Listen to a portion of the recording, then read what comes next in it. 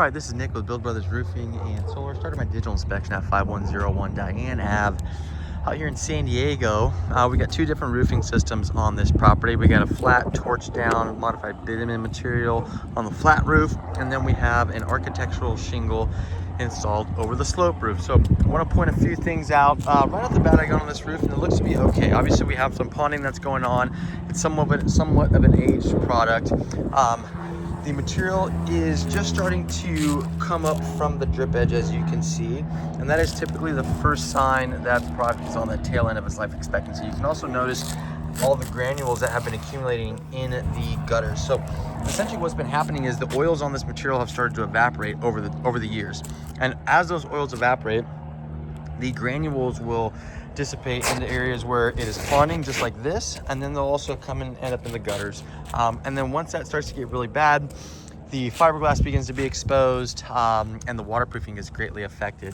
So this product was already on that tail end. Then when I came over here, I noticed that we have this strip right down the middle, and you'll notice that it is not adhering at all to the layer that's underneath it. Super loose. It looks like a big repair was done on this section, and then whoever did it did not do a very good job of it. You can see that they did not use enough material. Looks like they stretched it. This material is also coming apart, and you can see where that material ends right here, and then gets right down to that other layer, and then the decking is right underneath it. So with any kind of flat roof, the most important part on a flat roof is the way that it was installed. It does not matter how new the material is. If it was not installed properly, then it is going to end up leaking, and there are a lot of fundamental issues with what I am seeing on this flat roof. So I'll work over to the sloped roof. You can see we have some different coloration along this section in comparison to the rest of the roof. Now, I'm guessing what happened is when they came and did this repair, they had to go underneath the shingles, so they went ahead and redid that row of shingles also. Okay, but the rest of the roof is in the condition that it is. So we talked about granule loss on the flat section. Same thing is happening over here. You can see how shiny this material is. See if the sun will kind of pick it up. But all of that is the fiberglass that is being exposed.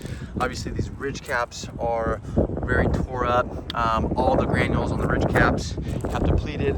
And then this section, this back section of the roof, which is exposed to the majority of the sunlight, is in really rough shape as well. You can see a lot of the granules are just gone completely. I'll get a little closer so you can see just how shiny that material is, and just how little granules are left on it. So again, those granules have evaporated, fiberglass is exposed, now the waterproofing is greatly affected. You'll also notice that the adhesiveness of this product has really diminished as well. So you can see how loose all this is. This stuff is just coming up. You also notice how rusty those nail heads are.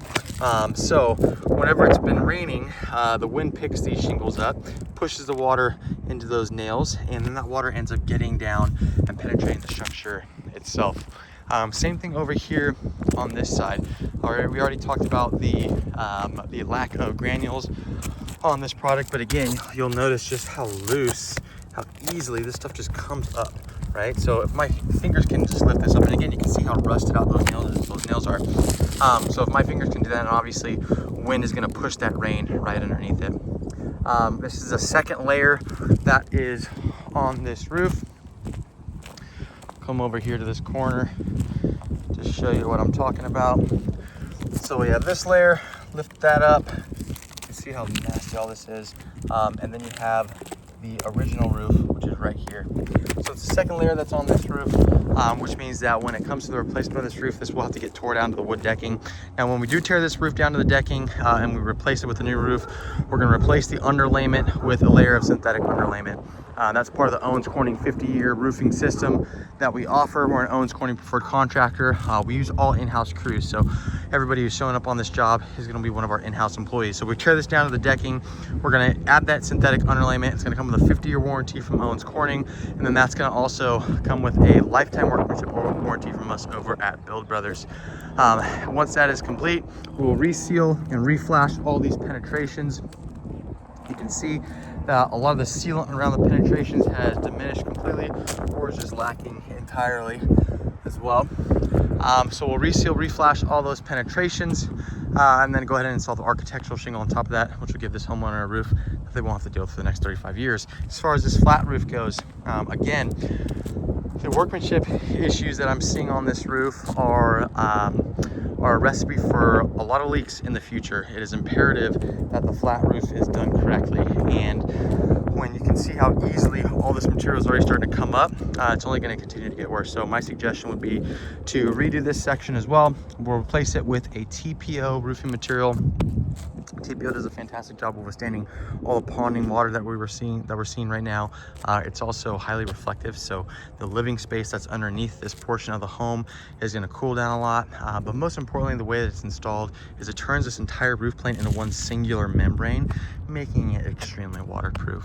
So again, based off of the condition of the roof, the workmanship of the flat roof, the lack of adhesiveness on the slope section, and the amount of granule loss, I am going to recommend that this homeowner is proactive when it comes to the replacement of this roof. We can go ahead and do a roof tune-up on this roof where we reseal all the penetrations. We'll try to seal off some of these loose seams on the flat roof as well.